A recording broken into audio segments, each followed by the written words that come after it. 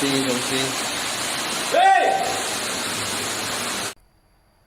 อัปเดตล่าสุดของการค้นหา2 คนที่ยังติดถ้ำอยู่เมืองล่องแจ้งทีมตุนหรืออาสาสมัครกู้ภัยของบ้านพันไซได้พากันเข้าถ้ำไปอีกแล้วท่านผู้ชมเข้าไปในวันที่18ที่ผ่านมาแต่หาก็เห็นคลิปลุดลอดออกมาจากสื่อสังคมโซเชียลในมือวานนี่และก็กับมือนี่เองท่านผู้ชมบ่ฮู้ว่ามันเกิดอีหยังขึ้นเขาบอกว่าเข้ามาครั้งสุดท้ายแต่ว่าทั้งที่บอกครั้งสุดท้ายก็คือวันที่15นั่นก็เห็นเขาเจ้าเข้าไปเนาะก็เห็นเขาเจ้าเข้าไปแล้วก็ไปยกเอากล้องตัวนั้นมาแล้ววันที่18นี่ก็คือว่าเข้าไปอีกเทื่อนึงเนาะแต่ตามความเข้าใจของค่อยคิดว่าน่าจะเอากล้องดำมาสากไฟแล้วก็นำเข้าไปติดตั้งอีกเติมนั่นเองท่านผู้ชมก็สบายดี FC แฟนคลับพี่น้องชาวลาวชาวไทยผู้ที่ยังคงติดตามข่าวเรื่องคนติดถ้ำอยู่ทั้งเมืองล่องแจ้งเพราะว่าลายห้อยคนเลยแหละที่บ่สามารถ move on จากข่าวนี้ออกไปได้ที่บ่สามารถ move on ออกจากถ้ำแห่งนี้ไปได้ถึงแม้ว่ากระแสข่าวมันจะมีหลายข่าวที่มาถาถมใส่โด่งดังกว่านี้ก็มีแต่ทุกคนยังคงยึดติดภารกิจของการค้นหาท่านผู้ชมยิงเบิงยิงตื่นเต้นยิงเบิงยิงจุกในอกยิงเบิงยิงเขาเอิ้นว่ายิงอดห้องให้บ่ได้โดยเฉพาะคือมือวานนี่ทั้งครอบครัวของน้องพรกับพากันเฮ็ด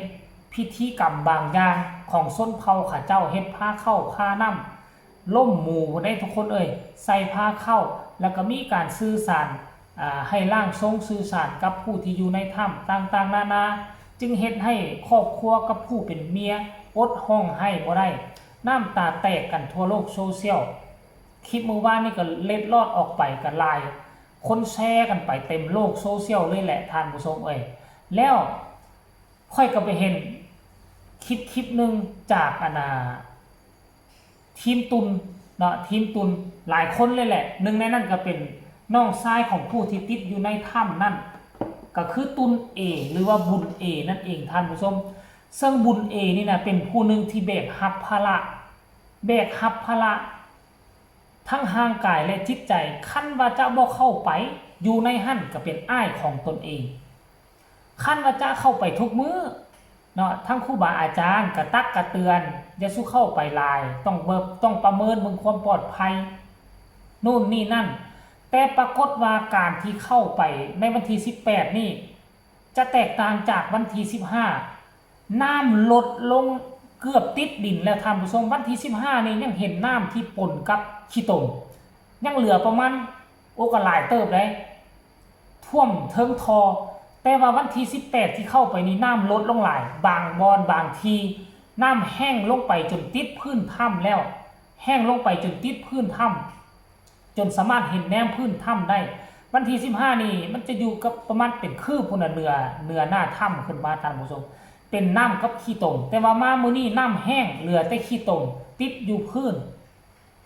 การเข้าไปแล้วก็มีทั้งหมดคือดาราดังของทีมตูนต่างๆนั่นก็คือคนที่ตามหาพอนั่นก็คือตุนอ้วนตุนเอตุนตายเนาะท่านผู้ชมแล้วก็น่าจะมีตุนน้อยบ่มื้อวานนี่เข้าไปน่าจะมี 3-4 คนเนาะคันถ้าจำบ่ผิดน่าจะมีคนซื้อน้อยเข้าไปนำท่านผู้ชมซึ่งเข้าไปครั้งนี้สิ่งที่มันเฮ็ดให้จุกอกระหว่างพี่น้องลาวไทยผู้ที่ติดตามคือการที่ตุนเอไปเขียนบอกว่ามื้อสุดท้ายครั้งสุดท้ายว่าซันเดย์เพื่อจะไปติดตั้งระบบสัญญาณอินเทอร์เน็ตต่างๆแล้วก็ไปเห็นกล้องดำที่เขาเจ้าเอาออกมาวันที่15นั่นน่าจะเอาออกมาสากไฟแล้วก็เอาเข้าไปติดตั้งสัญญาณเพื่อให้กู้ภัยทางไทยได้เห็นเบื้องการเคลื่อนไหวให้กล้องมาติดตั้งได้คันถ้าหากว่ามีคนมาขอความช่วยเหลืออยู่ห้องโถงนั่นเขาก็จะสามารถเบิ่งกล้องอยู่ในระยะไกลได้สนะท่านผู้ชมและสิ่งที่มันน่าหดหู่ใจที่หลายคนได้เห็นคลิปนี้นั่นก็คือตุนเอได้ห้องได้ทรงเสียงห้องอึกกระทึกคึกโคมห้องหาคนที่ติดถ้ำอยู่ในนั่นท่านผู้ชมโอ้โห หลายคนฟังแล้วมันจุกในอกจุกในใจแต่เฮ็ดหยังบ่ได้คันซาใจค่อยน่ะค่อยอยากไประเบิดถ้ำนั้นออกส่วนใดส่วนหนึ่งระเบิดออกให้มันเปิดโล่งออกทั้งหัวนี่นะท่านผู้ชมคันท่าคิดแบบนั้นน่ะคันท่ามันเฮ็ดได้แต่ว่ามันเฮ็ดบ่ได้ท่านผู้ชมรายละเอียดให้ทุกคนไปชมวินาทีที่ตุนเอห้อ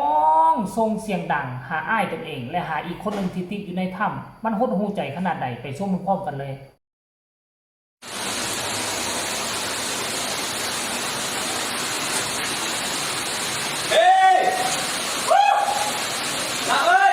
ลงซีเฮ้ยลัดไอ้เดิม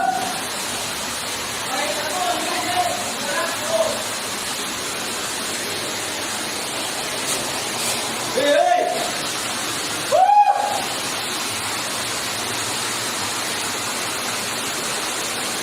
ว่าเลยไอ้บักก้อนเล็กเห็นบ่ล่ะทุกคนเห็นสภาพอยู่ทางในถ้ำแล้วบ่เห็นเรื่องราวที่มันเกิดขึ้นแล้วบ่มันหดหูใจค่อยๆเว้าแท้บ่คนที่แบกรับภาระคนที่สงสารที่สุดนั่นก็คือตุนเอนี่นะเป็นทั้งกู้ภัยช่วยเหลือคนอื่นเป็นทั้งกู้ภัยช่วยเหลืออ้ายของตนเองแต่โกงกันข้ามอ้ายของตนเองบ่ออกมาแต่ก็ยังมีกำลังจิตกำลังใจสวยหาจนพบ5 คนนั่นมันเหมือนจะเป็นกำลังใจให้กับทีมกู้ภัยคนอื่นๆได้กำลังใจได้ผลงานนู่นนี่นั่นแต่ตุนเอนั่นที่ละแมนตัวก็มีส่วนร่วมที่ได้ผลงานที่ไปซอก5 คนนั่นมาได้แต่ก็บ่สามารถดีใจได้เพราะว่าอย่างรางวัลที่สำคัญที่สุดในชีวิตของตุนเอยังออกมาบ่ได้นั่นก็คือพี่ชายหรือว่าอ้ายของตุนเอใจนึงก็ดีใจแต่อีกใจนึง5 คนนั่นคือบ่มีอ้ายกูวะคือบ่มีคนในครอบครัวกูวะและสิ่งที่กูเฮ็ดมาตลอดเกือบ20 กว่าวันนี่กูเฮ็ดเพื่อไผวะสู้มาตั้งแต่มือทำอิฐตั้งแต่กู้ภัยไทยมาสู้เพื่อว่าอยากค้นหาอ้ายตนเองแต่คนออกมาดันบ่แม่นอ้ายตนเองชะตากรรมมันถูกบัญญัติเอาไว้แล้วจากสิ่งที่มองบ่เห็นหรือบ่ท่านผู้ชมโชคชะตากรรมสิ่งที่มองบ่เห็นมันเลือกเอาไว้แล้วเลือกเอาคนที่ดวงที่สมพงษ์กับเขาหรือบ่จนกระทั่งมาเมื่อวานนี่ตุนเอเข้าไปมือสุดท้ายคือวันที่18เมื่อวานนี้ตัดสินใจเฮ็ดบุญศีลกินทานให้กับอ้ายตนเองที่ติดอยู่ในถ้ำเรียบร้อยแล้วนั่นหมายความว่าในใจของเขาก็ฮู้แล้วแหละว่าคงจะบ่รอดเรื่องราวในถ้ำลงแจ้งมันจะเป็นแนวใดต่อกู้ภัยไทยจะกลับคืนเข้ามากอบกู้เอาเครื่องตนเองเนาะเมื่อใดให้ทุกคนกดไลค์กดแชร์กดติดตามช่องนี้เอาไว้จะติดตามอย่างใกล้ชิดทุกฝีก้าวบ่ให้มันขาดวักขาดตอนจนกลัวกู้ภัยจะนำเอาเครื่องตนเองออกมาแล้วปิดปากถ้ำปิดภารกิจครั้งนี้ค่อยจึงจะง่ายไปเฮ็ดคลิปเฮ็ดข่าวเรื่องราวข่าวอื่นก็แล้วกันสำหรับคลิปนี้ลาทานผู้ชมไปก่อนสบายดี